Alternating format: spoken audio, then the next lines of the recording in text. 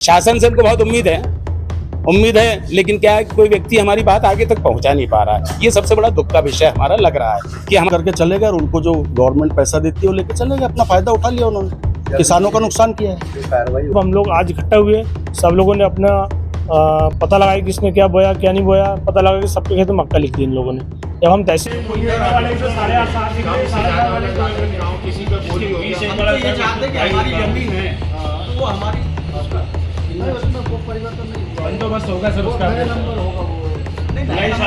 मध्य प्रदेश के बैतूल जिले में किसानों ने शासन और प्रशासन पर भेदभाव का आरोप लगाया है।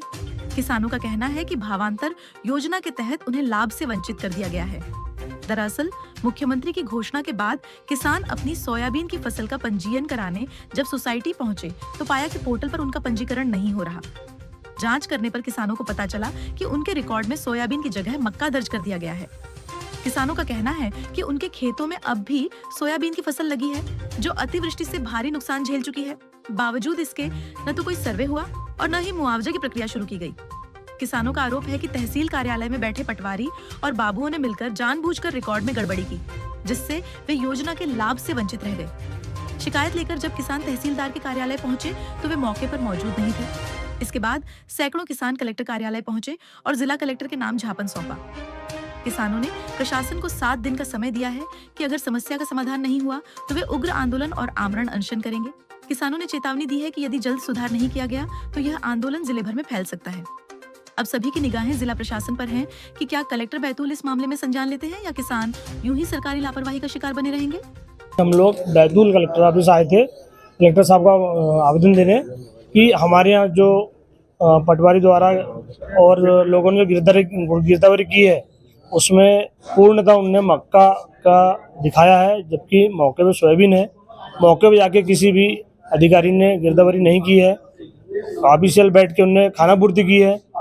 आज किसान जब अपनी योजना भावांतर योजना का लाभ लेने के लिए किसान सहकारी समिति जहाँ भी रजिस्ट्रेशन कराना पहुंचा तो पता लगा कि हमारे खेत में तो मक्का लिख दी गई है, उन्होंने मना कर दिया। जब हम लोग आज इकट्ठा हुए, सब लोगों ने अपना पता लगाया किसने क्या बोया क्या नहीं बोया, पता लगा कि सबके खेत में मक्का लिख दी इन लोगों ने।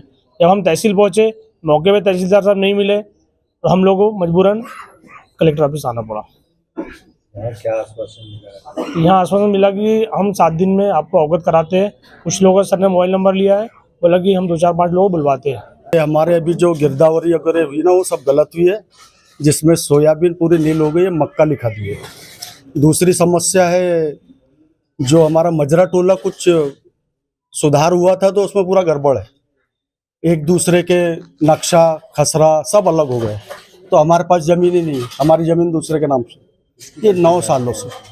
इसमें तहसीलदार है जो उनने कमिश्नर नियुक्त किया था, उल्टा सीधा करके चले गए और उनको जो गवर्नमेंट पैसा देती है वो लेके चले गए, अपना फायदा उठा लिया उन्होंने, किसानों का नुकसान किया है। जो कार्रवाई हो रही थी उस समय आप लोग मौके पे मौजूद थे हम।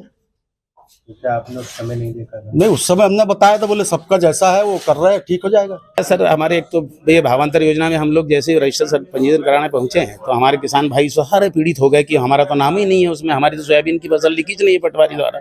इसलिए जो है हम लोग घबरा करके तहसील कार्यालय पहुंचे, वहाँ कोई तहसीलदार मिले नहीं तो हम लोग जो है जिलाधीश महोदय के कार्यालय पहुंचे हैं। सर क्या पंजीयन कर दिया है आपका और क्या फसल? अरे जिन किसान भाइयों ने सोयाबीन बोई है उनके खसरे में लिख दिया कि इनने तो मक्का बो दी है, यानी वो समझ रहे हैं कि हमने पूरी मक्का लिख दी है घर बैठे। ऐसे से कैसा होगा, हम लोग कहाँ रजिस्ट्रेशन कराएंगे। तो हमारी सोयाबीन का जो भावांतर योजना में हमारी जमीन वैसी सोयाबीन खराब हो गई है। इस साल बारिश ज़्यादा होने से पूरे खेत में पानी भर गया, हम लोगों की पूरी फसल जो है बर्बाद हो गई।